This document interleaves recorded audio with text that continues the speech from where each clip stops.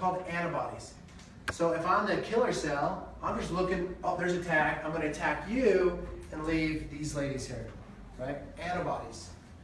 Okay, so if you have an antibody buildup of your thyroid gland, well, you get Hashimoto's. If it's of your pancreas, right? It could be type 1 diabetes, whatever it may be. If it's in your joints, all right.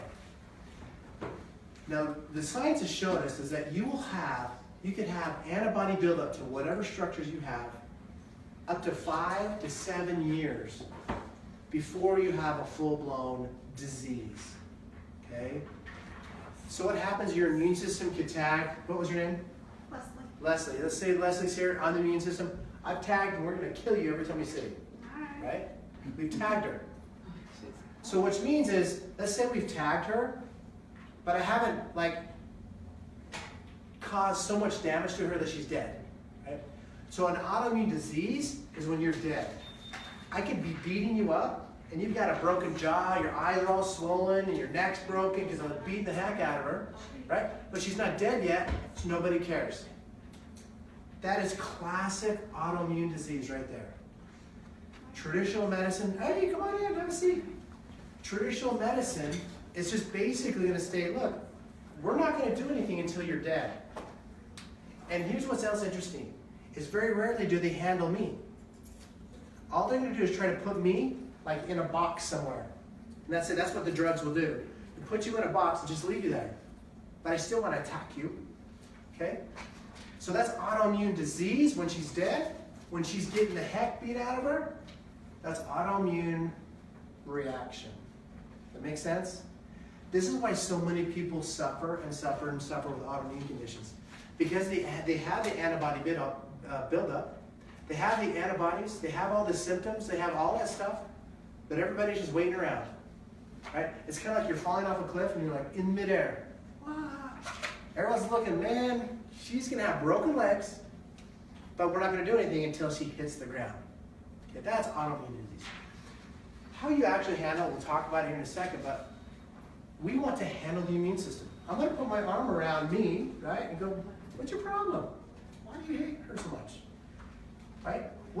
And we try to calm the immune system down. It's called modulating. We modulate the immune system, make sure it's happy. It's like my wife. If my wife's happy, all my kids are happy. I'm happy, right? So I know there's certain things that I say to my wife that literally will trigger her off, right? You probably know it. You probably know it with your spouses, right? So we just don't say those things. And then everybody's happy. It doesn't mean that she won't react. I just don't say it. So there's triggers that will trigger your immune system to attack you. Okay? All right. Okay, autoimmune disease, increasing every year. Most cases are not diagnosed. In fact, just like I said, they continue to progress because you have antibodies, and most of the time, they hardly ever check antibodies anyway. Okay? Very little to offer, okay? And all of those will lead to more and more tissue destruction. Okay? Okay. We discussed that. Okay, so let's talk about the different parts of your immune system. Okay? You have these barrier systems in our body. All right? And these barriers, what they call is non-specific immunity, right? Which means my skin is a barrier. So it's not specific to a virus or a bacteria or a toxin or thorns, right? It's a basic barrier, okay? So that's one barrier. In fact, your skin actually produces these little proteins, and when you actually put, like when you get viruses and bacteria to get on your skin, these proteins actually denature or kill that virus or bug. And that's why one suggestion for you, get rid of all your antibacterial soaps that you have in your house. Okay? In fact, I heard that they no longer can put them in anymore. Like, you see, and why? Because we're always putting antibiotics on our skin, and what does the immune system do? It's like your kids playing Xbox. Ugh. They don't do anything, right? Because the antibiotics don't do anything. So these people's immune systems are getting weak and weak because they don't have to fight anything. Same thing with kids, right? We're trying to sterilize our environments, right? My mom, I grew up with my mom, she's a nurse. Love her to death, but guess what? She sterilized everything, right?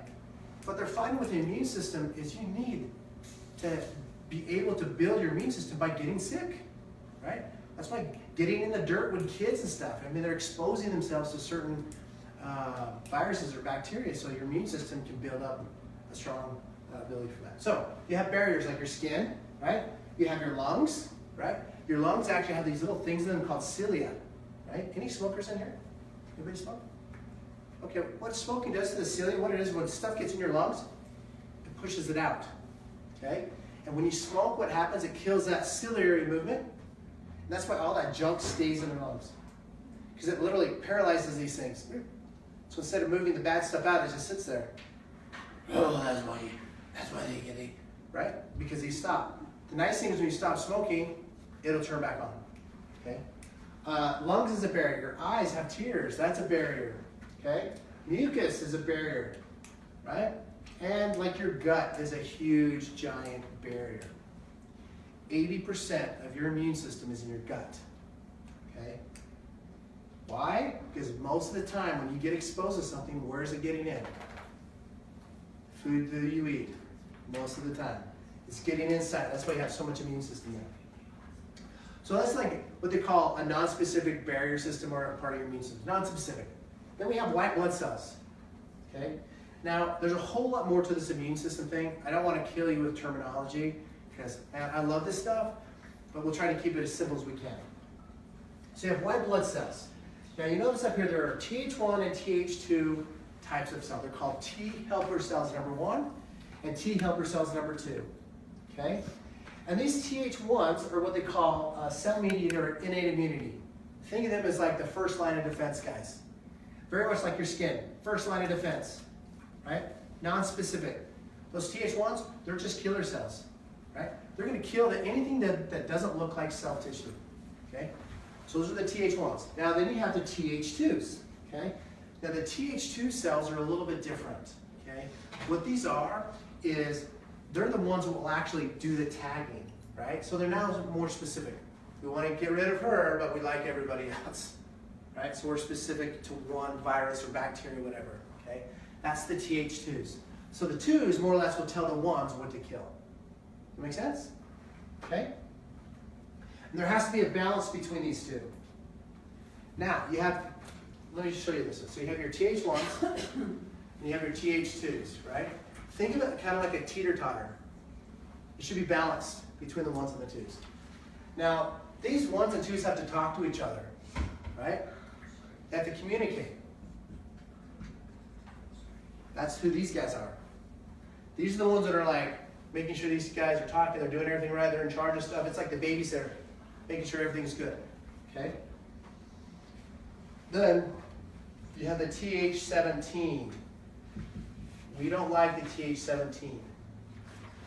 So your Th17 is kind of like a general in an army, right? The general has his officers that coordinate the guys, right? But this is the head guy. And here's the thing with Th17. This is pro-inflammatory, pro-tissue destruction, okay? This is like the general is overzealous. And he's just like a warmonger. He's just like, I want to kill stuff. I just want to go out and be too active, okay? That's what the Th17 is. So the thing with Th17, when this is up, you do have a stronger immune system. But you're more likely, because it's so activated, those ones that they've tagged, like your thyroid or your whatever it is, all of a sudden there's problems. Which, by the way, the fibromyalgia. I do fibromyalgia workshops. 2/3 of the FM patients we see, it's really a thyroid problem that's been misdiagnosed. Usually Hashimoto's. Okay? You look at the symptoms of that, compare it with my thyroid seminar, they're almost the same. Okay? Okay. Usually what will happen is you notice here, most autoimmune patients, this guy is the problem. They can't coordinate stuff. And this guy is too crazy, causes inflammation. Okay? And lastly, I have natural killer cells. They're the ones that just go out and kill stuff. Okay? Oh, okay. Oh, hello. Very good. Now, so here's the balance that I was talking about. Now, when you're dealing with autoimmune conditions,